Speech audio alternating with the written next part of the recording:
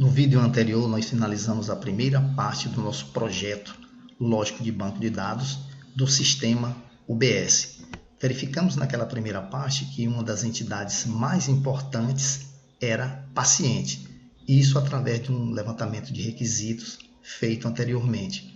Fizemos todos os relacionamentos entre a tabela entre a entidade paciente e as suas entidades auxiliares. E aqui queria só fazer um comentário com relação ao atributo imagem do paciente. No caso desse atributo, nós destacamos que ele seria do tipo caractere com 255 posições.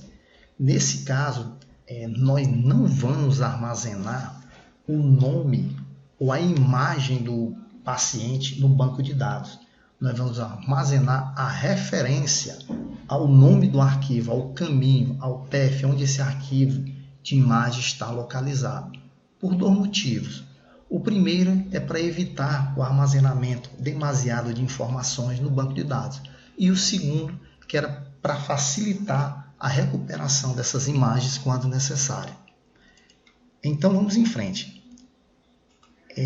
Para finalizarmos o nosso projeto, nós detectamos que teríamos uma entidade para armazenar os usuários, as consultas e outras informações que serão necessárias para o nosso sistema.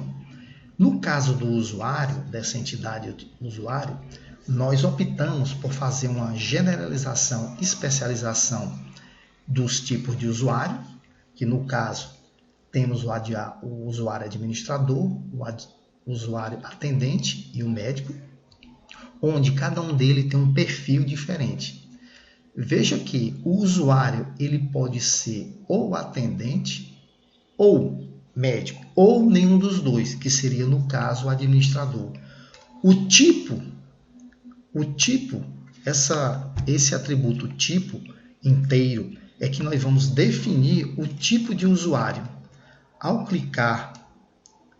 darmos um clique duplo, nós colocamos aqui que 1 seria admin, o 2 médico e o 3 atendente. Isso aqui é que vai determinar o tipo de usuário e o perfil desse usuário.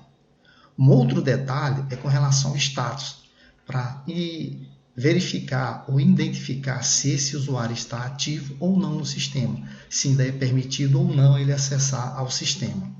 Bom, feito isso, nós temos só uma consideração a fazer com relação ao usuário médico.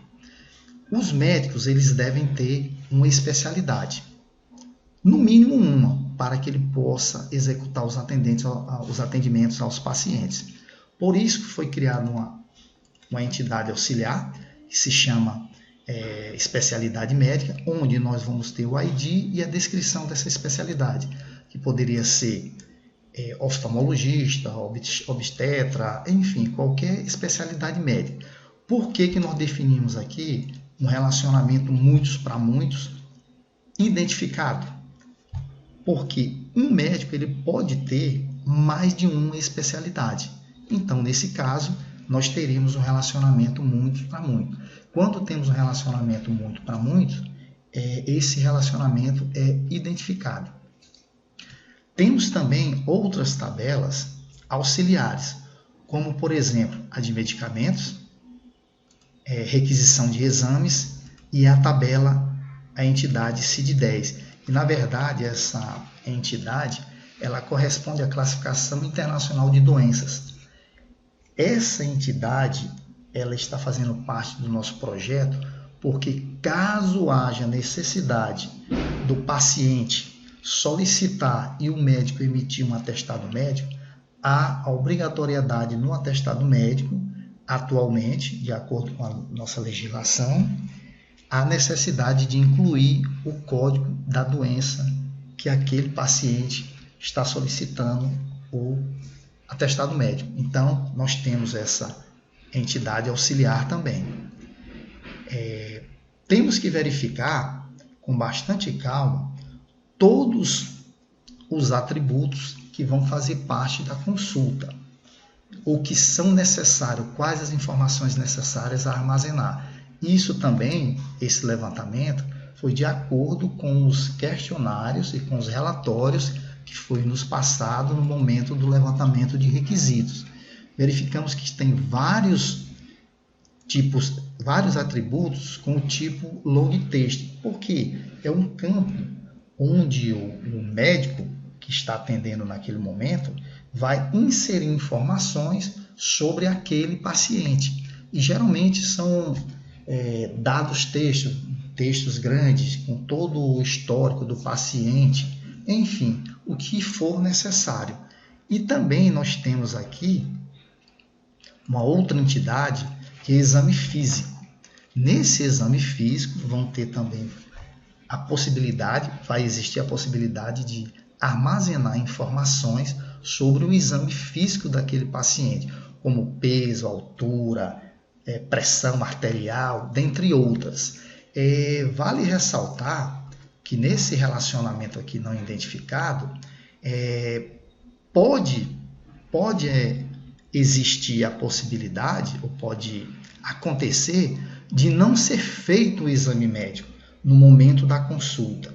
Pode existir essa possibilidade. Por isso que aqui está, pode existir um ou nenhum exame físico relacionado a uma consulta. Na questão dos exames médicos, a mesma coisa. Após finalizar uma consulta, o médico pode requisitar alguns exames médicos. Veja que é um relacionamento muitos para muitos. Pode ser requisitado um exame médico, como um raio-x do tórax, da face, um exame sanguíneo. E esses exames, essas solicitações, serão também armazenadas em banco de dados para que seja emitido via texto, um relatório texto, via impressora, aquela solicitação de exames, onde o paciente vai se dirigir a uma unidade básica de saúde ou a uma clínica conveniada com o SUS, aqui no nosso caso, para realizar os exames médicos. Da mesma forma que também pode existir durante a consulta, o médico pode emitir uma receita médica, onde vão constar vários medicamentos, 1 ou 2 medicamentos, que aquele, com a sua devida posologia, que aquele paciente vai ter que utilizar para que tenha um bom andamento no seu tratamento. Por isso que nós colocamos uma entidade chamada medicamentos, onde, verificando os atributos dessa entidade, além do identificador, nós temos o nome completo, que seria o nome de fantasia, o nome genérico, a dosagem, né, que no caso seria a quantidade de medicamentos, comprimidos 2 vezes, 3 vezes ao dia e tal, e a identificação, se é caixa, se é vidro, se é frasco, ampola, enfim, vai ser de acordo com a necessidade de cada caso e a prescrição médica sempre dada pelo médico no momento do atendimento. Então, caso seja emitido uma receita, uma prescrição para utilização de medicamentos, esses medicamentos vão estar previamente armazenados em uma tabela, em uma entidade, e vai ser feito o vínculo entre as entidades consulta e medicamentos e a sua devida quantidade, 1 caixa, 2 caixas, 2 vidros e por aí vai, de acordo com a necessidade daquele paciente. Um projeto lógico de banco de dados, ele pode sofrer alterações no decorrer da existência de um sistema, até para poder adequar às necessidades que porventura venham a surgir. Só os únicos relacionamentos agora que nós temos a fazer é justamente, antes de finalizar, é justamente entre consultas e usuários e consultas e pacientes. Então, novamente, será um relacionamento não identificado de consulta para paciente, onde um usuário ele pode estar relacionado a várias consultas, mas uma consulta vai estar relacionada a somente um usuário, que no caso aqui seria o médico. Da mesma forma, com pacientes, Vejam que, ao fazer o relacionamento, automaticamente a chave primária da entidade paciente vem como chave estrangeira para a entidade consulta, da mesma forma como o usuário.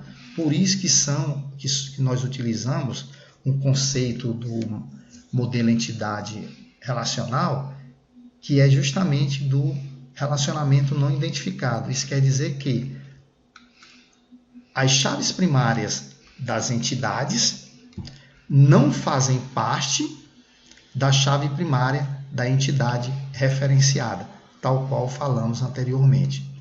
E, por último, nós podemos, a partir desse diagrama, gerar todos os comandos DDL, a sintaxe DDL, que são aqueles comandos para a criação de banco de dados e tabelas, toda a estrutura SQL, no caso aqui direcionada para o MySQL, utilizando aqui uma ferramenta do próprio Case Workbench.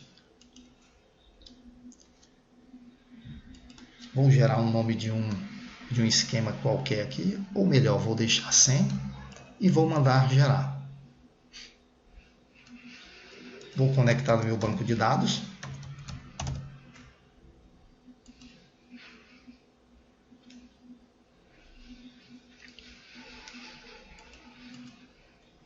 E pronto. Está aqui todo o meu esquema DDL, todos os meus comandos DDL para a criação, o meu script DDL para a criação do meu banco de dados com as referidas tabelas, chaves estrangeiras, relacionamentos, enfim, tudo que foi feito no projeto lógico de banco de dados. Agora nós podemos, a partir dessas instruções SQL, instruções DDL, gerar o nosso esquema físico de banco de dados. No caso aqui, direcionado para o MySQL.